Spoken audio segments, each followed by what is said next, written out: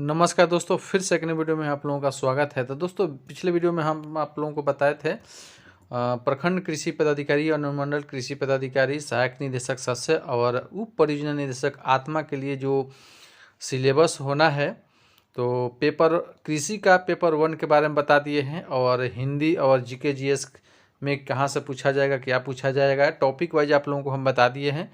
और पेपर 2 कृषि में आप लोग देख लीजिए कि इसमें क्या क्या पूछा जाएगा। टोटल जो है इसमें हिंदी में आप लोगों को हम बताएंगे, और अंग्रेजी वाला आप लोग देख लीजिएगा, पिछला बैक वीडियो उसमें हम बताए हैं। तो यहाँ पे जो है आप लोग देख सकते हैं, जो फसलों की खेती में आपको जो पढ़ना है पेपर 2 में, यहाँ पे उत्पत्ति, भौगोलिक वितरण, आर्थिक महत्व, मिट्टी और जलवायु आवश्यकता, किस्में, कर्षण क्रियाएं और उपजों फसलों की उपज। तो यहाँ पे दोस्तों अनाज में देख लीजिए आपको क्या पढ़ना है। चावल, मक्का, ज्वार, बाजरा, छोटे मिलेट्स, गेहूं, जौ। और दाल में देख लीजिए आपको क्या पढ़ना है। अरहर, मूंग, उड़द, चना, मसूर, मटर, सेम।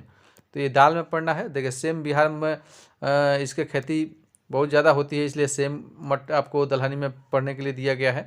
और यहाँ पे देखिए तिलहन में आपको क्या पढ़ना है। मूंगफली, तिल, सोयाबीन, रेपसीड और सरसों, सूरजमुखी, कुसुम और अलसी। और यहाँ पे देख लीजिए शुगर में आपको क्या पढ़ना है। शुगर फसल में गन्ना और चुकंदर। और रेशा वाले फसल में आपको कपास, जूट और सनई पढ़ना है। औषधीय और सुगंधित में आपको पढ़ना है मेंथा, लेमन ग्रास, सिट्रोनेला और ईसबगुल।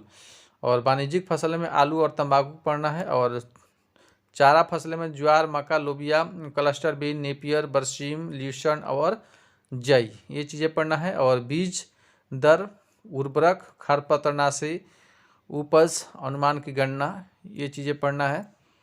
आगे देख लीजिए 11 नंबर में सिंचित एवं शुष्क भूमि की स्थिति हेतु फसल योजना तैयार करना, ये हो गया। और मृदा विज्ञान में देख लीजिए टॉपिक वाइज आपको क्या पढ़ना है। तो मृदा विज्ञान में जो आपको पढ़ना है, परिशुद्ध कृषि अवधारणाएं और तकनीकें, भारतीय कृषि से संबंधित मुद्दे और चिंताएं, भू सूचना विज्ञान, जीआईएस, जीपीएस और रिमोट सेंसिंग अवधारणाएं और कृषि में इसका अनुप्रयोग। और नैनो टेक्नोलॉजी परिभाषा, अवधारणाएं और तकनीकें, नैनो कण, नैनो कीटनाशक, नैनो उर्वरक, नैनो सेंसर, कृषि उत्पादकता बढ़ाने के लिए बीज, पानी, उर्वरक, पौधों की सुरक्षा में नैनो टेक्नोलॉजी का उपयोग क्या है, ये चीज़ें हैं। और यहाँ पर पेडोलॉजिकल और एडफोलॉजिकल अवधारणाएं आपको पढ़ना है। 5 नंबर पढ़ना है भू पपड़ी, चट्टानों और खनिजों की संरचना और अवक्षय, मिट्टी के निर्माण के कारक और प्रक्रियाएं। 6 नंबर में आपको पढ़ना है मिट्टी का प्रकार, उत्पादन महत्व और उनका प्रबंध।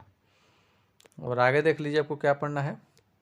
7वें नंबर पे आपको पढ़ना है मिट्टी की गुणवत्ता, मिट्टी के स्वास्थ्य की अवधारणा, मिट्टी की गुणवत्ता के भौतिक, रासायनिक और जैविक संकेत। और आगे आपको पढ़ना है 8 नंबर पे मृदा जल का संचालन। 9 नंबर में आपको पढ़ना है मृदा स्वास्थ्य मूल्यांकन तकनीक। 10 में आपको पढ़ना है पौधों के पोषक तत्वों के स्रोतों के रूप में मिट्टी। 11 में आपको पढ़ना है पोषक तत्वों की अनिवार्यता के मानदंड और उनके कार्य मिट्टी में पोषक तत्वों के रूप में। 12 में पढ़ना है पौधों तक पोषक तत्वों के संचार की व्यवस्था और पौधों को पोषक तत्वों की उपलब्धता को प्रभावित करने वाले कारक। और यहाँ पे 13 नंबर में देख लीजिए आपको क्या पढ़ना है। 13 नंबर में आपको पढ़ना है अम्लीय, कैलकेरियस और लवण प्रभावित मिट्टी, उनकी विशेषता, पोषक तत्वों की उपलब्धता और सुधार, यांत्रिक, रासायनिक और जैविक तरीके से। और यहाँ पर 14 में दिया गया है उर्वरक और कीटनाशक और मिट्टी पर उनका क्या प्रभाव पड़ता है। 15 में आपको पढ़ना है पानी की गुणवत्ता के लिए भारतीय मानक क्या होना चाहिए। 16 में कृषि में खारे पानी का उपयोग क्या है। 17 में मिट्टी की उर्वरता और मूल्यांकन के विभिन्न दृष्टिकोण। तो ये चीज़ हो गया। और नीचे देख लीजिए, नीचे आपको पढ़ना है मिट्टी की उर्वरता और फसल उत्पादन में सूक्ष्म जीवों की भूमिका, कार्बन, नाइट्रोजन, फास्फोरस और सल्फर चक्र। 19 में आपको पढ़ना है जैविक नाइट्रोजन स्थिरीकरण, सहजीवी, साहचर्य और असहजीवी। 20 में पढ़ना है आपको एजोला, नील हरित शैवाल और माइकोराइजा। 21 में आपको पढ़ना है राइजोस्फीयर और फाइलोस्फीयर। 22 में आपको पढ़ना मानव कल्याण में सूक्ष्म जीव, साइलेज उत्पादन, जैव उर्वरक और कीटनाशक, जैव ईंधन उत्पादन और कृषि अपशिष्ट का जैव निम्नीकरण। अब देखिए सिंचाई एवं जल निकास में देख लीजिए आपको क्या पढ़ना है। सिंचाई और जल निकास में आपको पढ़ना है मिट्टी की नमी के आकलन के तरीके, फसल जल की आवश्यकता, सिंचाई का निर्धारण, सिंचाई की विधियां, सतही बौछारी एवं टपक सिंचाई, सिंचाई दक्षता और जल उपयोग दक्षता, जल का संयुक्त उपयोग, सिंचाई की गुणवत्ता और उसका प्रबंध, महत्वपूर्ण खेत वाली फसलों का जल प्रबंध, कृषि जल निकास। तो ये चीज़ था। अब देखिए आगे जैविक खेती में आपको क्या पढ़ना है। तो जैविक खेती में दोस्तों आपको पढ़ना है जैविक खेती एक परिचय, अवधारणा, वर्तमान संदर्भ में इसका क्या है संबद्धता है, जैविक उत्पादन आवश्यकता, जैविक गहन पोषक तत्व प्रबंधन, जैविक अवशेषों का पुनर्चक्रण, जैव उर्वरक मृदा सुधार और संशोधन, एकीकृत रोग एवं कीट प्रबंध। और साथ में पढ़ना है गुणवत्ता संबंधी विचार, प्रमाणन, लेबलिंग और मान्यता, प्रोसेसर, विपणन, निर्यात, ये चीज़ें हैं। और आगे देख लीजिए वर्षा आधारित कृषि पे आपको क्या पढ़ना है। तो वर्षा आधारित कृषि परिचय, प्रकार, भारत में वर्षा आधारित कृषि और वाटर शेड का इतिहास क्या है।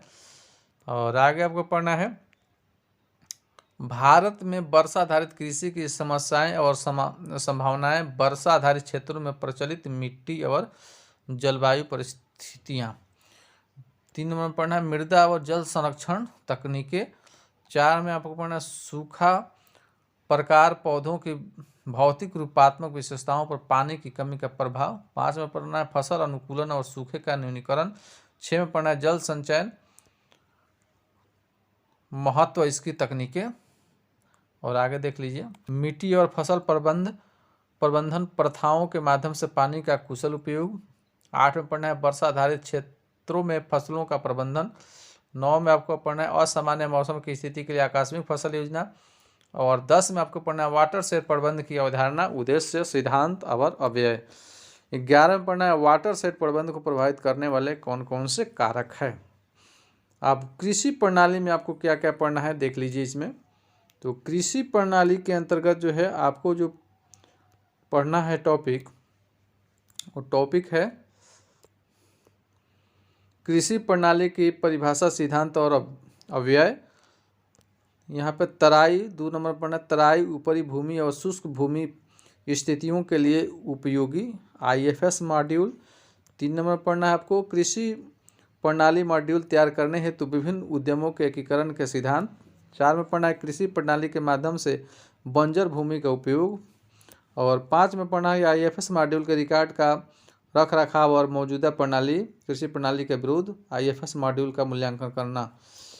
खरपतवार प्रबंध में आपको पढ़ना है खरपतवार प्रबंध में खरपतवार और उनकी विशेषता, खरपतवार का हानिकारक और लाभकारी प्रभाव, खरपतवार का वर्गीकरण, गुणन एवं इसका प्रसार कैसे होता।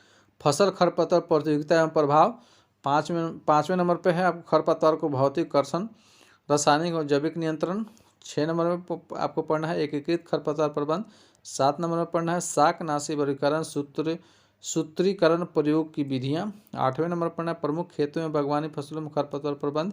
9 नंबर आपको पढ़ना है जलीय एवं समस्याग्रस्त खरपतवार एवं उनका नियंत्रण। अब देखिए अब आपको इसमें आगे पढ़ना है, आपको क्या पढ़ना है खाद और उर्वरक में। तो इसमें आपको पढ़ना है उर्वरक और खाद प्रकार, अनुप्रयोग विधियां, पोषक तत्व उपयोग दक्षता और एकीकृत पोषक तत्व प्रबंध, पोषक तत्वों के उपयोग की दक्षता को प्रभावित करने वाले कारक, जैव उर्वरक एवं उनके लाभ, जैविक खाद, वर्मी कंपोस्ट, FIM हरी खाद तैयार करना, पोषक तत्वों की कमी और विषाक्तता को दूर करने के उपाय। और इसमें आगे देख लीजिए, और इसमें आगे अब नहीं है। अब कृषि वित्त में आपको देख लीजिए क्या पढ़ना है। कृषि वित्त,